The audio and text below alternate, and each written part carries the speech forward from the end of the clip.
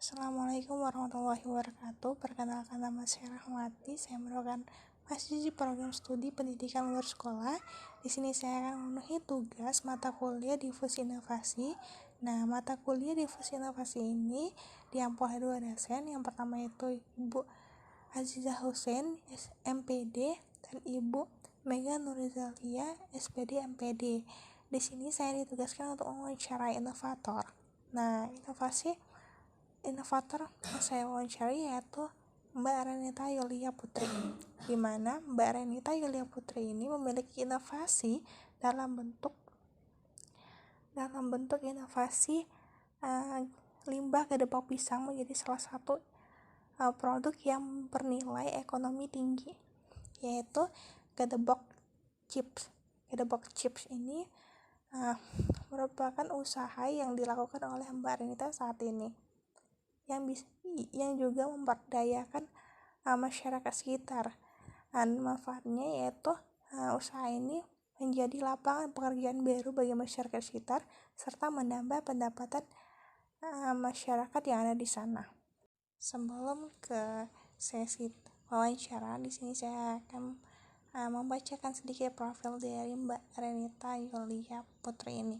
Mbak Renita Yulia Putri ini adalah owner dari gedebok chips ini dan juga merupakan mahasiswi program studi pendidikan biologi FKIP Universitas Sriwijaya. Nah, mbaknya ini berinovasi dalam menjadikan limbah sebagai produk yang bernilai ekonomis yang memberdayakan masyarakat sekitar. Nah, di sini Mbak Renita memberikan dampak positif bagi masyarakat sebagai lapangan pekerjaan, dan juga tanggapan dari masyarakat mengenai inovasi Mbak Renita ini sangat positif, dan bahkan Mbak Renita juga didukung oleh pihak pemerintah. Di sini Mbak Renita dibantu dalam perizinan usaha yang Mbak Renita lakukan. Assalamualaikum warahmatullahi wabarakatuh. Mbak Renita, maaf ya mengganggu waktunya sebentar. Ya Mbak Renita, di sini saya Rahmawati ya akan mewawancara Mbak itu mengenai inovasi yang Mbak lakukan. Itu gimana ya Mbak? Dan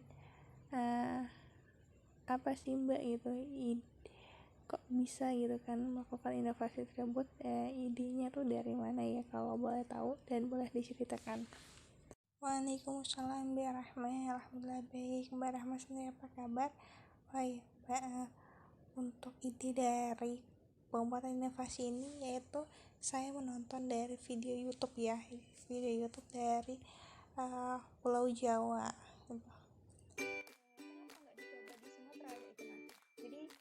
Dari video itu tadi saya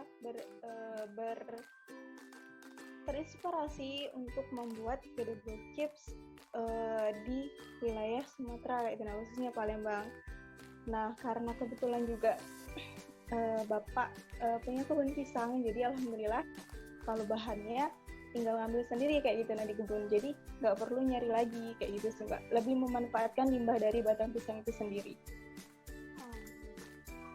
Jadi ya ide dari inovasi ini melihat YouTube dan juga karena Mbak Renita tuh mempunyai kebun sendiri sih ya, sehingga tercetuslah ide pembuatan keripik ini ya Mbak.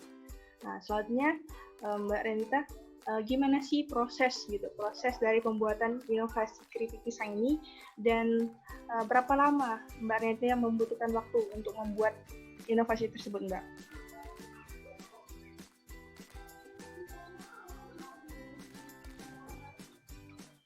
Oke, jadi kalau untuk pembuatan keripik ini, nah, jadi untuk pembuatannya itu karena kita itu memanfaatkan dari serat batang pisangnya. Jadi kan kalau batang pisang itu kan ada batang asli dan batang semu ya. Kalau batang asli itu kan namanya biasa kita sebut bonggol. Bonggol pisang itu bisa memunculkan tunas baru kayak itu. Nah, setelah batang semu saat yang sudah berbuah itu mati kayak itu. Nah, yang kami manfaatkan itu batang semu dari si pohon pisang itu yang hanya bisa berbuah sekali dalam seumur hidupnya kayak itu. Nah, jadi sebelumnya target utama dari bahan yang kami ingin buat olahan keripik batang pisang ini yaitu batang pisang yang sudah berbuah atau yang sudah dipanen kayak gitu. Nah, jadi sekaligus memanfaatkan limbah dari batang pisang yang sudah dipanen kayak gitu. Nah, pertama kita memotong batang pohon pisang tersebut, kemudian membelah lapisan kulit yang terluar, sekitar 8 lapisan mungkin ya, 8 lapisan kulit terluar itu dibelah, dikupas, kemudian kita ambil yang bagian mudanya gitu, nah bagian yang masih berwarna putih tapi nggak sampai ke dalam, masih ada lapisan lagi gitu. Nah, jadi itu, nah kemudian kita pilar lagi menjadi persegi panjang, kemudian kita buang bagian terluarnya yang keras, kulit kerasnya, kemudian kita ambil yang bagian serat yang paling dalam yang warnanya putih kayak itu. Kemudian dari persegi panjang tadi kita potong menjadi persegi kayak itu, atau sesuai yang diinginkan oleh si pembuat itu. Nah, kalau saya biasanya sekitar 3 cm mungkin ya saya potong, karena menyesuaikan juga ukurannya dengan kemasan. Nah, kemudian setelah itu direndam menggunakan air yang sudah ditambahkan dengan kapur sirih ataupun kapur sirih dan garam gitu. Kapur sirih dan garam ini diberikan secukupnya untuk membuang getah yang ada pada serat pisang tersebut dan juga menambah gurih dari seratnya. Nah, kayak gitu, Mbak. Karena batang pisang ini juga getahnya itu menimbulkan rasa gatal ya, jadi butuh teknik khusus juga dalam proses pembuatannya agar bisa dikonsumsi kayak gitu. Nah, yaitu tadi kita harus merendamnya dengan campuran air kapur sirih, air kapur dan garam. Nah, itu tuh direndam sekitar kurang lebih 24 jam. Jadi selama proses itu dibiarkan dulu di dalam bak atau ember. Kemudian kalau sudah 24 jam kita bilas menggunakan air bersih sekitar mungkin 4 kali ya, atau sekiranya air kapur itu sudah bersih kayak itu, sudah tidak menempel pada serat batang pisang itu. Nah, kemudian kita tiriskan, kita peras dulu sampai airnya keluar dari serat itu.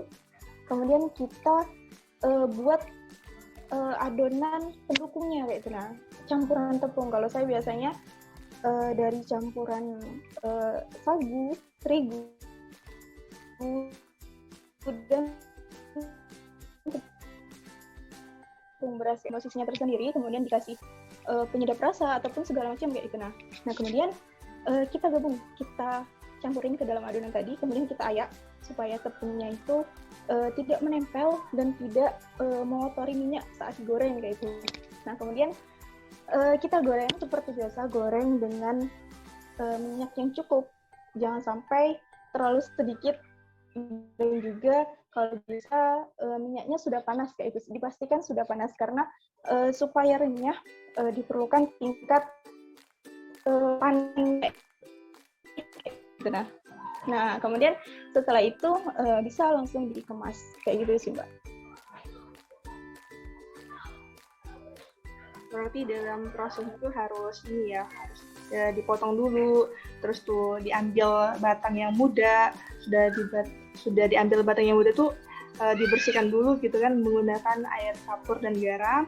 Habis itu baru diiris beberapa ukurannya ya, menjadi ukuran yang lebih kecil.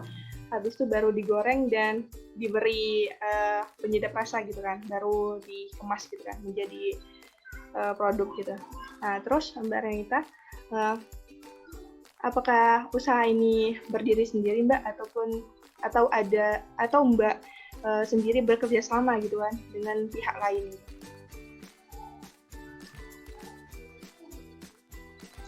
Oke, baik.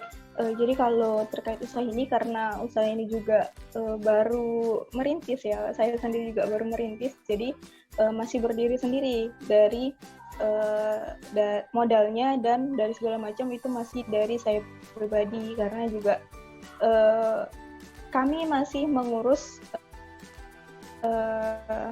surat-surat yang seperti PIRT dan segala macam kayak itu supaya bisa legal secara hukum. Kalau untuk surat izin alhamdulillah kami sudah ada kayak itu ya. Kalau untuk PIRT dan segala macam kami masih dalam proses pengurusan kayak itu. Nah, supaya nanti kalau sudah resmi secara hukum sudah terdaftar dalam Dinas Kesehatan, kami nantinya bisa mengajukan proposal ataupun lain sebagainya untuk mengajukan kerjasama ke pihak-pihak tertentu kayak itu sih Mbak. Kalau untuk sekarang masih sendiri.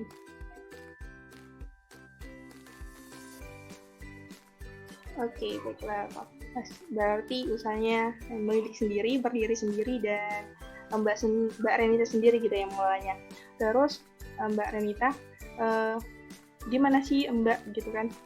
Gimana Mbak tanggapan masyarakat ya mengenai olahan atau inovasi yang Mbak berikan gitu kan? Apakah tanggapannya baik gitu kan? Ataupun ada sedikit hambatan gitu dalam inovasi ini?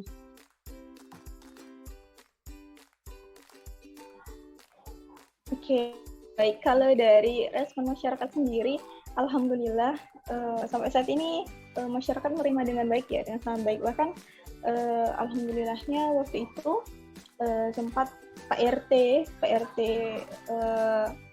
setempat itu nggak sengaja melihat kemasan dari produk ini dan beliau menawarkan kayak gitu, nah untuk dibantu pembuatan surat izin dan segala macam. Nah justru dari pemimpin setempat mendukung kayak itu. Nah inovasi ini karena selain bisa memanfaatkan limbah juga bisa membantu perekonomian masyarakat, itu harapannya bisa membantu perekonomian masyarakat supaya masyarakat sekitar itu memiliki kerjaan yang bisa membantu perekonomiannya kayak gitu. Nah karena kebanyakan rata-rata ibu rumah tangga di sana kan hanya fokus untuk mengurus pendidikan anak. Nah mungkin barangkali kegiatan ini bisa menjadi kegiatan sampingan mereka untuk bisa menambah penghasilan perekonomian keluarga. Berarti udah memberdayakan masyarakat ya Mbak usaha ini atau gimana? Oke, kalau untuk memberdayakan, alhamdulillah belum banyak sebenarnya Mbak, belum banyak, tapi alhamdulillah sudah ada sekitar 2 orang. Karena juga kebetulan kemarin itu alhamdulillahnya dapat orderan untuk dapat request untuk jajan lebaran juga. Jadi alhamdulillah sekitar 20 kiloan kalau nggak salah kemarin, dan saya belum bisa gitu, nah kalau nanganin sendiri, jadi meminta tolong kepada warga sekitar kayak itu, nah sekitar 2 orang kemarin. Berarti udah memberdayakan ya Mbak, berarti usaha Mbak Renita udah bermanfaat gitu bagi masyarakat. Nah ini Mbak, tantangan Mbak dalam usaha ini tuh apa Mbak? Atau dalam pemasarannya tuh targetnya tuh belum ada, ataupun targetnya hanya mahasiswa gitu, ataupun gimana Mbak hambatan-hambatan atau tantangannya dalam usaha ini?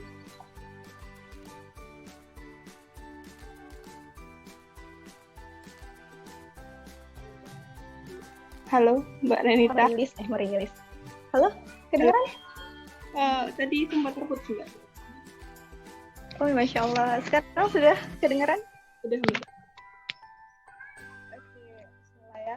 Jadi kalau untuk tantangannya sendiri yaitu sebenarnya tantangan utama itu ada di pemasaran sih Mbak. Karena kan target kita itu kan masyarakat umum ya, dan pemasaran utama yang bisa dilakukan saat ini yaitu dari media sosial gitu. Nah tapi mungkin saya belum bisa mengaktifkan pemasaran di semua media sosial. Jadi mungkin diperlukan keistiqomahan mungkin ya, sebenarnya keistiqomahan lagi untuk bisa memosting dan memasarkan produk itu ke semua medsos gitu. Nah karena kemarin itu saya tuh lebih terfokus berjualan di WA kayak itu, WA dan mungkin beberapa kali di Instagram kayak itu. Cuman itu juga belum terlalu kondusif. Nah untuk kedepannya semoga Gerbek Tips ini bisa membuat website tersendiri supaya memudahkan orang untuk berbelanja dan bisa berjualan di marketplace ataupun segala macam kayak gitu, nah, supaya memudahkan orang untuk bisa mengetahui produk dari kita. Mohon doanya Mbak ya. Semoga ini ya Mbak ya. Semoga apa ya, doanya segera terkabul gitu kan dan diberikan Tuhan. Oh iya Mbak, tadi pasar Mbak tuh ini ya Mbak ya, Mbak memasarkannya lewat WA, IG dan media sosial lainnya. Ada nggak Mbak selain melalui tersebut, misalkan ini gitu ya, minta tolong teman gitu untuk memasarkannya ataupun bicara dari mulut ke mulut gitu Mbak? Oh iya, benar.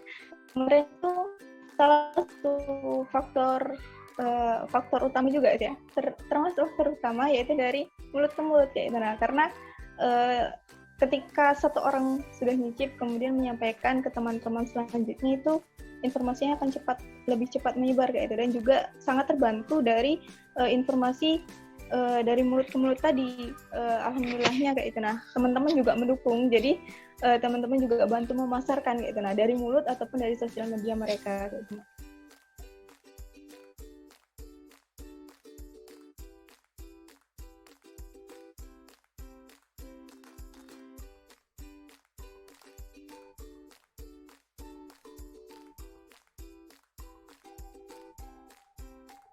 Wah, Masya Allah, berarti udah ini ya Mbak ya, pasarnya tuh udah banyak gitu kan ya.